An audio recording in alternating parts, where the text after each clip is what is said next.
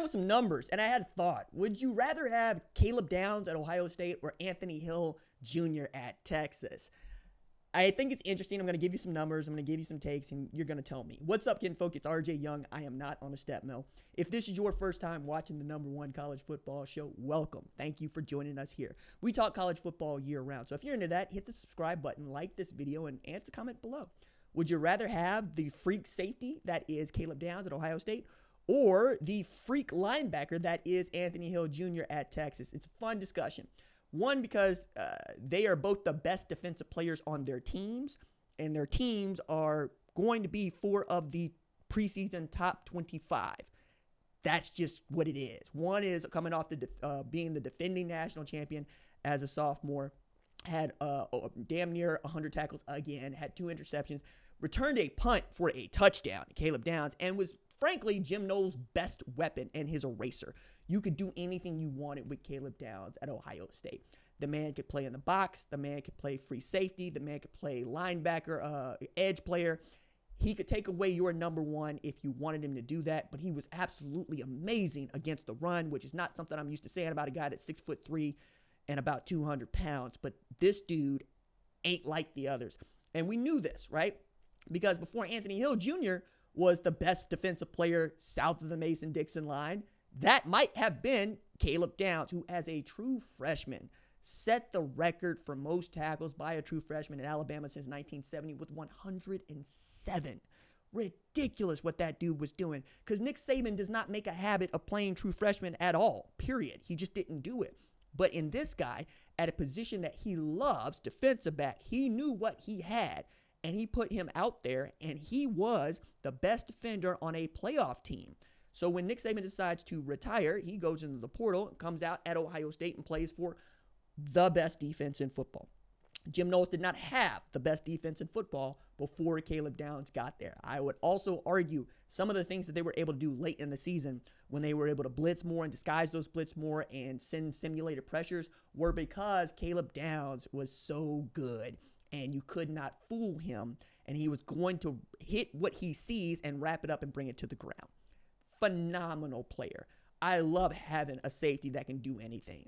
It's the Isaiah Simmons player at Clemson, the guy that you know can take away anything you want and can make any play you have. So it frees up so many of your other players to go make plays. Like I was mentioning with those simulated pressures and able to get home, Jack Sawyer, JT Tuimoloau are able to do what they're able to do because that dude's in the box, alongside Cody Simon, alongside Latham Ransom, who also took a huge leap in 2024. And I think that's also because he was allowed to play more like a box safety because Caleb Downs could take away anything you wanted over the top if that's what you asked him to do.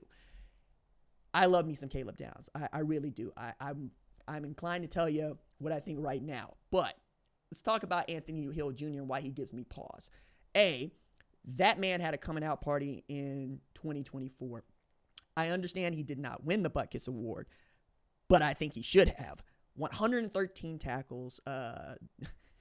He had 11 tackles and 2 sacks and a forced fumble against Oklahoma. Like a true Texas linebacker, absolutely turned up like Derek Johnson to go hammer Oklahoma in a game that Oklahoma was never going to win. It wasn't even a fist fight, right? It was one in which Oklahoma shows up because it's on the schedule. It's what we do. We play Texas in the Cotton Bowl. Sometimes we're the people that beat them down. This time they were the ones that beat us down. That's just how it goes.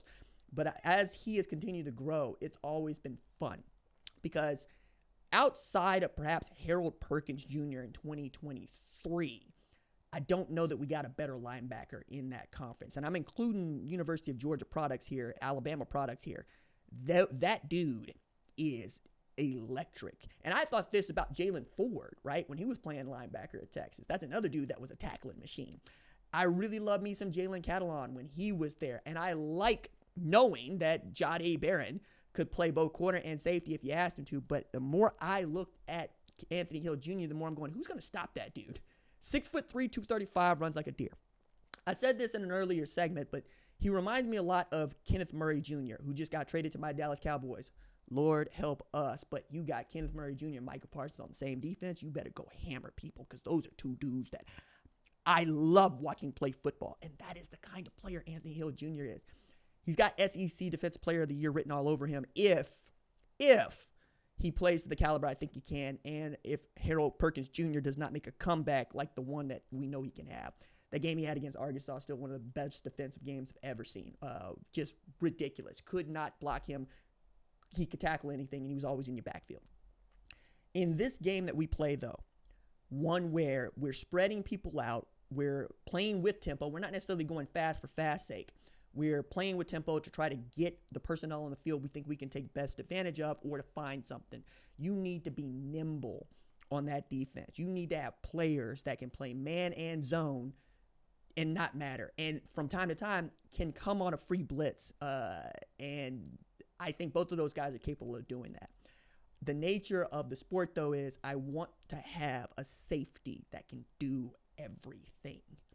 Again, if you want to take Caleb Downs before I get to him, I'm taking Anthony Hill Jr. That's just what it is, and vice versa.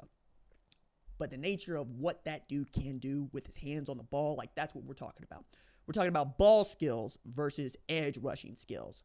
I love a player that can get home, right? Watching Abdul Carter play last year was really, really fun because that was one of the best edge rushers that anybody had seen in the sport. But to know that I got a guy that can also edge rush and has ball skills, when the ball is in the air, he can go get it and he can run it back. That's just different. Again, Caleb Downs fields a punt, runs it back. Did not even expect to see Caleb Downs back there fielding punts. I expect that to be Brandon Ennis' job the rest of the way. And it kind of was because there's that fumble that he had, but, it happens. I also have wanted to see Caleb Downs play both ways, but you know what? You ain't got to because you've got Jeremiah Smith, you've got Carnell Tate, you've got Brandon Ennis, and in the backfield you're going to have C.J. Donaldson, James Peoples.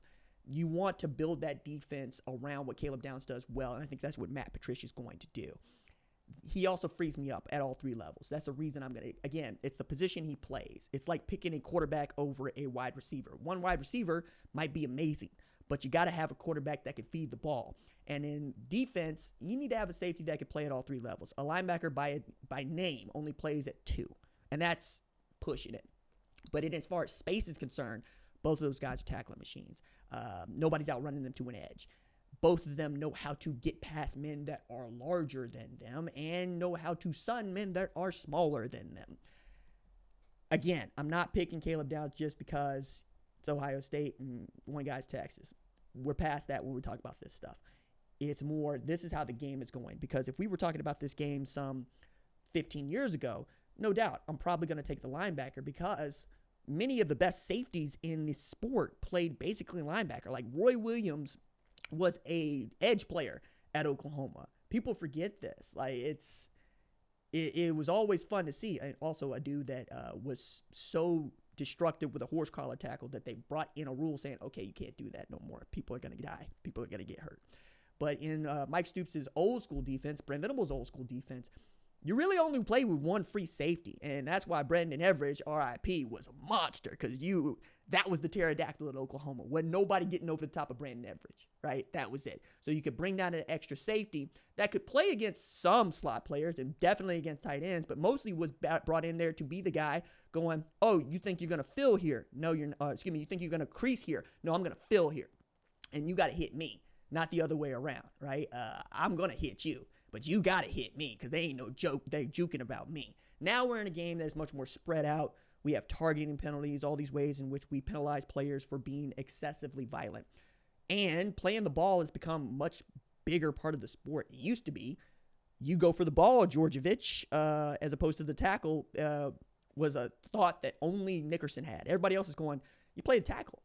The guy can't catch the ball if you hit him. Like, that's it. Now it's, hey, but if you catch the ball, we get the ball back. Or you catch the ball and you can take it all the way back and we score. And the only way you can score is if you got the ball. And the only way to win is to score more points than the other team. So it's a little bit further in the logic of thinking, but you get there eventually. This is why I think Stephen was always wrong in the way that he played defense backs. Like, hey, I don't need a corner that plays linebacker. I just don't need that. I don't need that. I need a corner that plays corner. If the ball's in the air, go get the ball. Forget the dude. Go get the ball. Okay? If he catches the ball, then make the tackle. But for your brain needs to go, ooh, ball in the air. I need to go get it. And the only way to do that is to drill it. Caleb Downs came in with that mentality. Anthony Hill, he's going to be looking to dislodge the ball from you, which means that you got to catch it first and you got to have it in your hands. Again, it's the nature of the position. It's the instinct of the position. But my God, is it going to be so much fun to watch those guys play August 31st when Texas and Ohio State get after it.